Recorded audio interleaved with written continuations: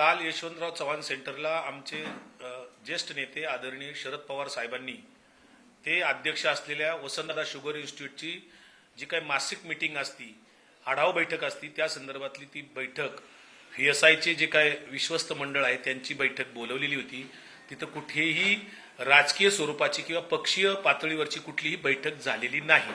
मात्र काही माध्यमांच्यातून तर्कशास्त्रावर आधारित काही बातम्या आलेल्या आहेत.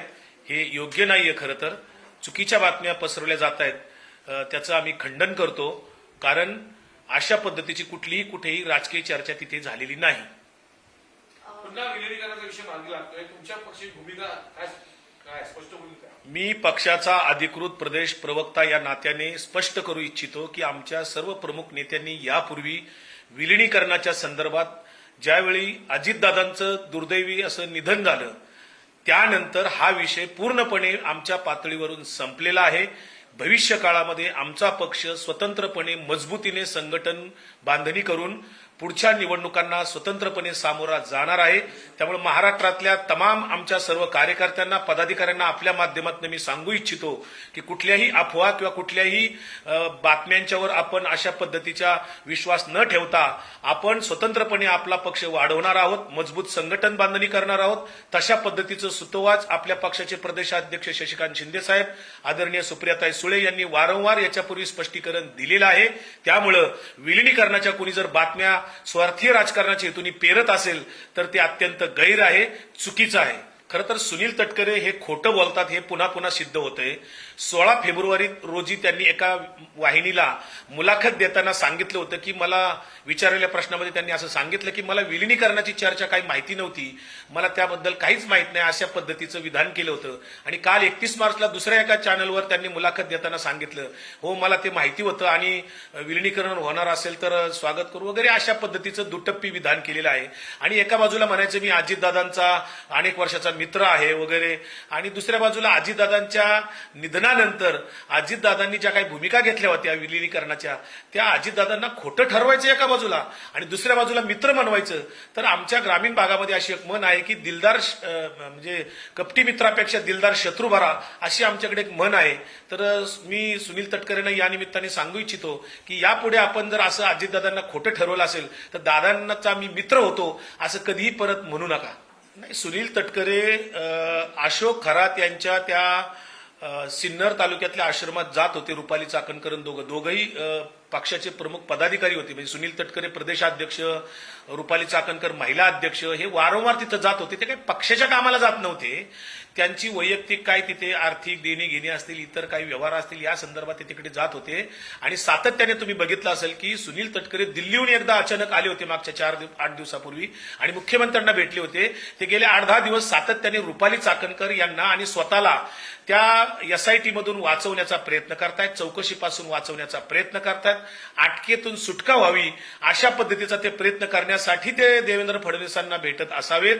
ते कुठल्याही पक्ष कार्यासाठी भेटण्याचा त्यांचा प्रश्नच उद्भवत नाही. खरं तर मी मागच्या 8-10 दिवसात अनेकदा माध्यमांच्या समोर बोलताना सांगितलं, देवेंद्र फडणवीसांना सुद्धा मी जाहीरपणे एक पत्र सुद्धा पाठवलेलं आहे ईमेलवर की आपल्या पक्षाचे अनेक लोक या भोंदू बाबांना किंवा असल्या कर्मकांडांना किंवा अशा चमत्काराला खतपाणी घालून प्रतिष्ठा देतात.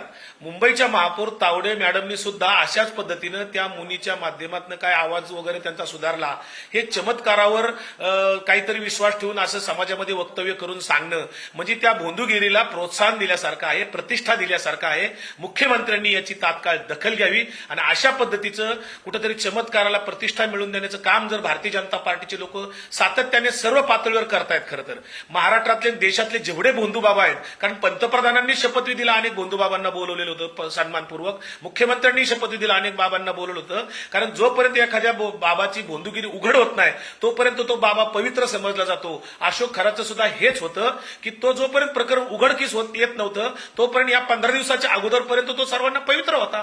तसेच भारतीय जनता पार्टीच्या आजूबाजूला आणि त्यांच्या संपर्कात असलेले भारतीय जनता पार्टीकडनं आयोजित केलेले जे जे काही वेगळे धर्मांध बुवा बाबाचे कार्यक्रम घेतले जातात, मग ते कालीचरण असेल, धर्मेंद्र शास्त्री असेल, अशा लोकांचे जे काही कार्यक्रम होतात हे सगळे चमत्काराला आणि कर्मकांडाला खतपाणी घालतात आणि म्हणूनच राज्यामध्ये अंधश्रद्धा वाढीस लागते.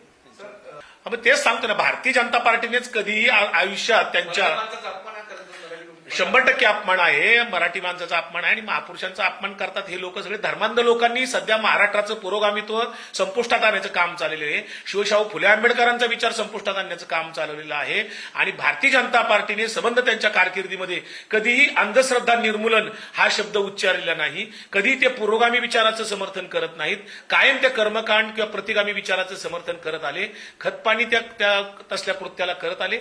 चमत्काराला प्रतिष्ठा देत आले आणि म्हणून कुठल्याही जादूटोना विरोधी कायद्याच्या अंतर्गत जे गुन्हे बसतात, खरं तर मुख्यमंत्र्यांनी त्याच्या संदर्भातलं नोटिफिकेशन काढून ही मोहीम प्रत्येक पोलीस स्टेशनला राबवली पाहिजे आणि या भोंदूगिरीचा पर्दाफाश केला पाहिजे. आमच्यासारखे अनेक कार्यकर्ते, अनेक पत्रकार त्यांना मदत करतील या मोहिमेमध्ये आणि महाराष्ट्रातली भोंदूगिरी किंवा चमत्कारिक बाबांचं हे जे पीक आलेलं आहे, ज्याला भारतीय जनता पार्टीनेच प्रतिष्ठा दिलेली आहे, त्यांचं पीक कुठेतरी नष्ट होईल. त्या जादूटोना विरोधी कायद्याची कुठेतरी कडक अंमलबजावणी युद्ध पातळीवर व्हायला पाहिजे. ज्या कुणी मुनींनी ताराराणी ह्या जैन होत्या असं वक्तव्य केलं, अशी वादग्रस्त वक्तव्य करणारी मंडळी बरीच आहेत आणि ती सगळ्या धर्मात आहेत. मग ती मुल्ला मौलवी असतील, बुवा बाबा महंत स्वतःला म्हणवणारे असतील किंवा जैन मुनी कुणी असतील, ही सातत्याने वादग्रस्त विधानं करत असतात आणि समाजात कुठेतरी धार्मिक तेढ निर्माण करण्याचं काम हे करत असतात. मी अशा लोकांचा निषेध करतो. बारामती विधानसभा मतदारसंघापुरतं मर्यादित आमच्या पक्षाच्या नेत्या आदरणीय सुप्रियाताई सुळे यांनी काही दिवसापूर्वी जाहीरपणे सांगितलेले आहे की आमच्या पक्षाचा तिथे उमेदवार नसेल. परंतु लोकशाहीमध्ये कुठल्याही निवडणुकीमध्ये कोणी उमेदवारी अर्ज भरावा न भरावा हे ज्याचं त्याला व्यक्ती स्वातंत्र्य असतं.